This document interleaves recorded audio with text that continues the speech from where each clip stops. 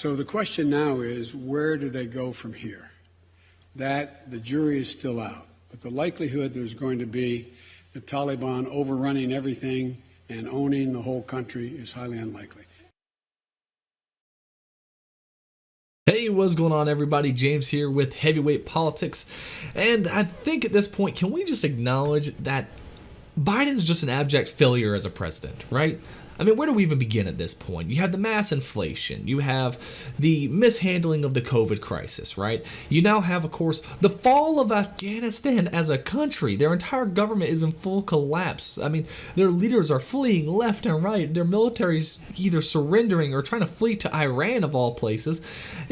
Just a complete disaster zone. How much more can we take of this? I really want to know, how much more can we take of this? And it's funny because Twitter, which normally is on the defensive, of course, for anything, Biden does, even the trending on Twitter has just been nothing but Biden resign, impeach the 46, impeach Biden, all these things basically saying Biden has just been a disaster for this country, just through and through, a disaster for this country. He came out, of course, said, no, there is no way the Afghan forces would fail to stop the Taliban. There's no way. The Afghan forces have, so much, of our military tech. We've trained them up so well. And what happened? Well, Taliban marched in. Afghans, after putting up, maybe a minute of fighting, just surrendered like that. And they surrendered faster than the French did in World War II, for God's sake, right? I mean, they had no interest in fighting whatsoever, which leads me to wonder, why the hell were we training them? Why the hell were we arming them? If they don't even want to defend their own country, why do we even care about them? Now, I'm seeing all these people, of course, saying, oh, these poor Afghan people. I'm sorry. I'm sick and tired of us just babying these people. I truly am. The reality of the situation is no one in Afghanistan wants to stand up and fight the Taliban. No one wants to stand up and say enough of this. All right, we can arm their military with all of our tech, and all that happens is now the Taliban has access to Black Hawk helicopters, they have access to Humvees, they have access to drones, they have access to, now I'm pretty sure now they're trading out their M16s or their AK-47s for the M16s, right? They are now fully upgraded by the resources we gave to the Afghan, military, which, I mean, part of that comes full circle, we gave Taliban a bunch of military tech in the 80s, so I guess now we give them more military tech now. But the fact remains that these people do not want to defend their own country. They really do not care. And the fact that the Biden administration was so caught off guard by this, of all things. I mean, didn't we see the same thing happen in some other Middle Eastern countries we tried to arm? They all fold. They all fold once the terrorists start rolling in. It's what's always happened in the Middle East. It doesn't change. So why are we continuing to do it? I have no idea. They should have taken this into account. And we have tons of history to show that every time we've tried to support a democracy in the Middle East, they just crumble once we leave, every single time. I mean, we saw it happen in Syria. We saw it happen in Iraq. We saw what happened in all these other areas throughout the Middle East. And yet we are still stunned when Afghanistan falls to the Taliban. This shouldn't be stunning to anyone, right? And the fact that we were supposed to pull our troops out months ago, Biden postponed it, and you're telling me he did nothing to improve how we would evacuate out of Afghanistan. He really assumed, he just took it as a given that Afghan people would be able to defend their country, the country that, let's be honest, they don't even care about at this point. The trust that we put in them, it just bewilders me to defend our people. Why weren't our embassies already evacuated? Why weren't our troops already just fully out? I mean, he kept saying, we will not see a repeat of the fall of Saigon. Well, guess what we saw? We saw a repeat of the fall of Saigon. We saw our embassy being evacuated by helicopter, exactly what Biden said would not happen. He said there was no way it would happen. And now we got videos of our helicopters going to the embassies and evacuating people as fast as possible. I believe now a lot of the people are held up at the airport is where they're apparently trying to make, establish some type of perimeter to keep them safe. It's just a complete disaster. And the fact that right now they're trying to blame Trump for all this. Blame Trump, the guy who actually did get us out of some, bad situations pretty well. I mean, not perfectly, but again, he had a deal set to get our people out by this date, and we would be good. Biden gets elected, and he goes against that deal and says, no, we're going to wait a little bit longer to get our people out. Listen, people in the Middle East, they go by kind of, by your word type stuff. If you cross them, they're going to cross you instantly.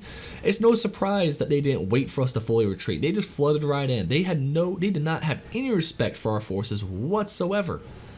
Why? Because, well, let's be honest, when do we not go back on our deals? Right? Once a deal is struck and we say we should be out by this date, we need to be out by that date. It's as simple as that. But again, to try to blame Trump for all of this is just bizarre. Trump, the person who didn't want to go to the Middle East in the first place. Mind you, who took us over to Afghanistan? Who took us to Afghanistan? Bush took us to Iraq. That was bad enough, right? That was bad enough. Like, we should not be in the Middle East.